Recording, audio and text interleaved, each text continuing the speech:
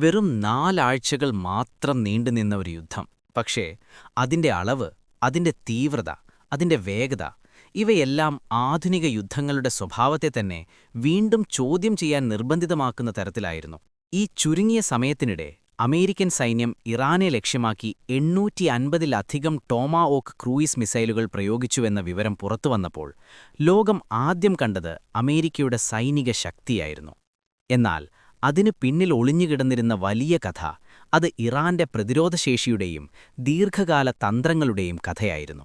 Tomahawk എന്നത് സാധാരണ മിസൈലല്ല.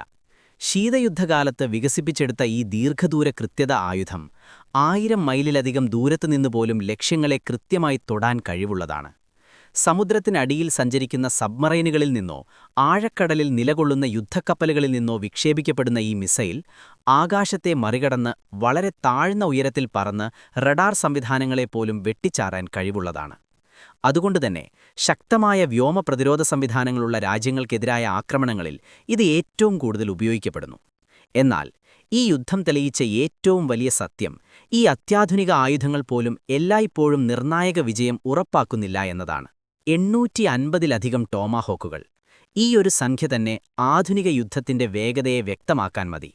സാധാരണയായി അമേരിക്ക പ്രതിവർഷം വാങ്ങുന്ന ടോമാഹോക്ക് മിസൈലുകളുടെ എണ്ണം ഏകദേശം 90ഓളം മാത്രമാണെന്ന് കണക്കുകൾ സൂചിപ്പിക്കുന്നു. എന്നാൽ ഏതാനും ആഴ്ചകൾക്കുള്ളിൽ അതിന്റെ 9 മടങ്ങ് ഉപയോഗിക്കേണ്ടി വന്നത് യുദ്ധത്തിന്റെ തീവ്രത എത്രത്തോളം ഉയർന്നുവെന്ന് കാണിക്കുന്നു. ഇത് വെറുമൊരു സൈനിക കണക്കുകൂട്ടൽ മാത്രമല്ല, ഇതൊരു മുന്നറിയിപ്പുമാണ്. ഒരു സൂപ്പർ പവർ പോലും തന്റെ ആയുധശേഖരം ഇങ്ങനെ വേഗത്തിൽ ചെലവഴിക്കാൻ നിർബന്ധിതമാകുന്നുവെങ്കിൽ യഥാർത്ഥത്തിൽ ആരാണ് ഈ യുദ്ധത്തിൽ ശക്തനെന്ന ചോദ്യം സ്വാഭാവികമായി ഉയരും. ഇവിടെ ശ്രദ്ധിക്കേണ്ടത് മറ്റൊരു നിർണായക സത്യമാണ്. ഈ 850-ലധികം മിസൈലുകൾ ഉപയോഗിച്ചിട്ടും ഇറാന്റെ സൈനിക ശേഷി പൂർണ്ണമായും തകർന്നിട്ടില്ല. മറിച്ച് നിരവധി റിപ്പോർട്ടുകൾ സൂചിപ്പിക്കുന്നത് ഇറാൻ തന്റെ പ്രധാന ആയുധശേഖരത്തിന്റെ വലിയൊരു ഭാഗം സംരക്ഷിക്കാൻ കഴിഞ്ഞു എന്നാണ്. അതിന് പിന്നിൽ പ്രവർത്തിച്ചത് അവരുടെ ഭൂഗർഭ തുരങ്ക ശൃംഖലയാണ്. വർഷങ്ങളായി പണിതുയർത്തിയ ഈ തുരങ്കങ്ങൾ വെറും ഒളിവിടങ്ങൾ മാത്രമല്ല, അവ ഒരു തന്ത്രപരമായ പ്രതിരോധ സംവിധാനമാണ്. മിസൈലുകളും ഡ്രോണുകളും ലോഞ്ചറുകളുമെല്ലാം ഈ ഭൂഗർഭ ലോകത്തിനുള്ളിൽ സൂക്ഷിക്കപ്പെടുന്നു. അതിനാൽ ആകാശത്ത് നിന്ന് വരുന്ന ആക്രമണങ്ങൾക്ക് മുന്നിൽ പോലും ഇവ പൂർണ്ണമായും നശിപ്പിക്കപ്പെടാനിടയില്ല. ഈ യുദ്ധം ഒരുപക്ഷെ ഒരു വലിയ സത്യം വീണ്ടും ഓർമ്മിപ്പിക്കുന്നു. സാങ്കേതികവിദ്യ മാത്രം മതിയാവില്ല, തന്ത്രമാണ് നിർണായകം. സൈന്യം ലോകത്തിലെ ഏറ്റവും കൃത്യതയുള്ള ആയുധങ്ങളിലൊന്നായ ടോമാഹോക്കുകൾ ഉപയോഗിച്ചിട്ടും ഇറാന്റെ പ്രതിരോധ സംവിധാനങ്ങൾ പൂർണ്ണമായും തകർക്കാൻ കഴിഞ്ഞില്ല എങ്കിൽ അത് ഇറാന്റെ ദീർഘകാല തയ്യാറെടുപ്പിന്റെ വിജയമായി കാണേണ്ടതാണ്. ഒരു രാജ്യം തന്റെ ദൗർബല്യങ്ങളെ തിരിച്ചറിഞ്ഞ് അതിനനുസൃതമായി പ്രതിരോധം രൂപകൽപ്പന ചെയ്താൽ അതിനെ തോൽപ്പിക്കുന്നത് എത്ര ബുദ്ധിമുട്ടാണെന്ന് ഇത് തെളിയിക്കുന്നു. യുദ്ധത്തിന്റെ മറ്റൊരു വശം ചെലവ് തന്നെയാണ്. ഒരു ടോമാഹോക്ക് മിസൈലിന്റെ ശരാശരി വില ഏകദേശം $2.2 മില്യൺ ആണ്. കൂടുതൽ നൂതന പതിപ്പുകൾക്ക് $4 മില്യൺ വരെ വില വരും. അതായത് 850 മിസൈലുകൾ ഉപയോഗിച്ചാൽ ബില്യൺ ഡോളറുകൾ ചെലവായിട്ടുണ്ടാകും. അതിനൊപ്പം ലോഞ്ചർ സംവിധാനങ്ങൾ, നാവിക സജ്ജീകരണങ്ങൾ, പിന്തുണ സംവിധാനങ്ങൾ എന്നിവയും ചേർന്നാൽ ഈ യുദ്ധത്തിന്റെ സാമ്പത്തിക ചെലവ് അതിവിപുലമാണ്. മറുവശത്ത് ഇറാൻ കുറഞ്ഞ ചെലവിൽ നിർമ്മിക്കാവുന്ന ഡ്രോണുകളും മൊബൈൽ ലോഞ്ചറുകളും ഉപയോഗിച്ച് സമാനമായ പ്രത്യാഘാതങ്ങൾ സൃഷ്ടിക്കാൻ ശ്രമിക്കുന്നു. ഇതാണ് അസമാന യുദ്ധമെന്ന ആശയത്തിന്റെ യഥാർത്ഥ ഉദാഹരണം. ഒരു വശം സാങ്കേതികമായി ശക്തമാണ്, എന്നാൽ മറുവശം തന്ത്രപരമായി കൂടുതൽ ചലനാത്മകമാണ്. പെന്റഗൺ ഉദ്യോഗസ്ഥർ തന്നെ ഈ സാഹചര്യത്തിൽ ആശങ്ക പ്രകടിപ്പിക്കുന്നതായി റിപ്പോർട്ടുകൾ പറയുന്നു. ആയുധങ്ങളുടെ വേഗത്തിലുള്ള ഉപയോഗം, സ്റ്റോക്കുകളുടെ കുറവ്, ഉൽപ്പാദനക്ഷമതയുടെ പരിധികൾ ഇവയെല്ലാം ചേർന്നൊരു വലിയ ചോദ്യചിഹ്നമുയർത്തുന്നു. അമേരിക്കയ്ക്ക് ഈ മിസൈലുകൾ വേഗത്തിൽ പുനഃസൃഷ്ടിക്കാൻ കഴിയുമോ?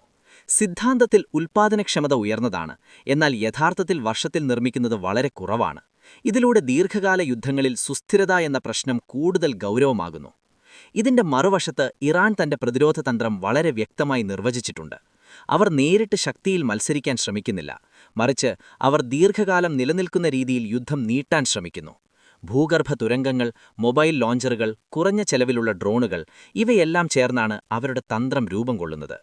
അതിനാൽ ഒരു വലിയ ആക്രമണത്തിനു ശേഷം പോലും അവർ പൂർണ്ണമായും തകർന്നു പോകുന്നില്ല, മറിച്ച് അവർ വീണ്ടും വീണ്ടും ഉയർത്തെഴുന്നേൽക്കുന്നു. ഈ യുദ്ധം ഒരു വലിയ ധാരണ മാറ്റം സൃഷ്ടിക്കുന്നു. മുൻപ് ശക്തമായ ആയുധങ്ങൾ ഉപയോഗിച്ച് വേഗത്തിൽ വിജയം നേടാമെന്നായിരുന്നു വിശ്വാസം. എന്നാൽ ഇപ്പോൾ യുദ്ധം നീണ്ടുനിൽക്കുമ്പോൾ ആരുടെ ആയുധശേഖരമാണ് കൂടുതൽ വേഗത്തിൽ തീരുന്നത് എന്നതാണ് നിർണായക ഘടകമാകുന്നത്. ഇവിടെ തന്നെയാണ് ഇറാൻ പോലുള്ള രാജ്യങ്ങൾ ഒരു പുതിയ മാതൃക സൃഷ്ടിക്കുന്നത്: കുറഞ്ഞ ചെലവിൽ ദീർഘകാലം നിലനിൽക്കുന്ന പ്രതിരോധം. അമേരിക്കൻ ഉദ്യോഗസ്ഥർ ഇപ്പോഴും ആത്മവിശ്വാസം പ്രകടിപ്പിക്കുന്നു. ആവശ്യത്തിന് ആയുധശേഖരമുണ്ടെന്നും ഉൽപ്പാദനം വേഗമാക്കുമെന്നും അവർ പറയുന്നു. എന്നാൽ യഥാർത്ഥ ചോദ്യം, ഈ വേഗത്തിൽ നടക്കുന്ന യുദ്ധം ദീർഘകാലം തുടരുകയാണെങ്കിൽ എന്താകും എന്നത് തന്നെയാണ്. ആയുധങ്ങൾ നിർമ്മിക്കാൻ മാസങ്ങൾ വേണ്ടിവരും, എന്നാൽ അവ ഉപയോഗിക്കാൻ ചില ദിവസങ്ങൾ മാത്രം മതി. ഈ അസമത്വം തന്നെയാണ് ആധുനിക യുദ്ധങ്ങളുടെ ഏറ്റവും വലിയ വെല്ലുവിളി. അവസാനം ഈ സംഘർഷം ഒരു വലിയ സത്യത്തിലേക്ക് നമ്മെ നയിക്കുന്നു: യുദ്ധം ഇനി വെറും ബോംബുകളും മിസൈലുകളും തമ്മിലുള്ള പോരാട്ടമല്ല. അത് സാമ്പത്തിക ശേഷിയുടെയും വ്യാവസായിക അടിസ്ഥാനത്തിന്റെയും തന്ത്രപരമായ സഹനശേഷിയുടെയും പോരാട്ടമാണ്. ഈ സാഹചര്യത്തിൽ ഇറാൻ തന്റെ പരിമിതികളെ മനസ്സിലാക്കി രൂപകൽപ്പന ചെയ്ത പ്രതിരോധ സംവിധാനങ്ങൾ ഉപയോഗിച്ച് വലിയ ശക്തികളെപ്പോലും വെല്ലുവിളിക്കാൻ കഴിയുന്നു എന്നത് വ്യക്തമാണ്. ഇത് വെറുമൊരു യുദ്ധക്കഥയല്ല, ഇത് ഭാവിയിലെ യുദ്ധങ്ങളുടെ സൂചനയാണ്. സാങ്കേതികവിദ്യയിൽ മുന്നിലുള്ളവർക്ക് മാത്രം വിജയം ഉറപ്പില്ല, മറിച്ച് തന്ത്രവും സഹനശേഷിയും ചേർന്നാൽ വലിയ ശക്തികളെയും പ്രതിരോധിക്കാമെന്ന സന്ദേശമാണ് ഇന്ന് ഇറാൻ ലോകത്തിന് നൽകുന്നത്.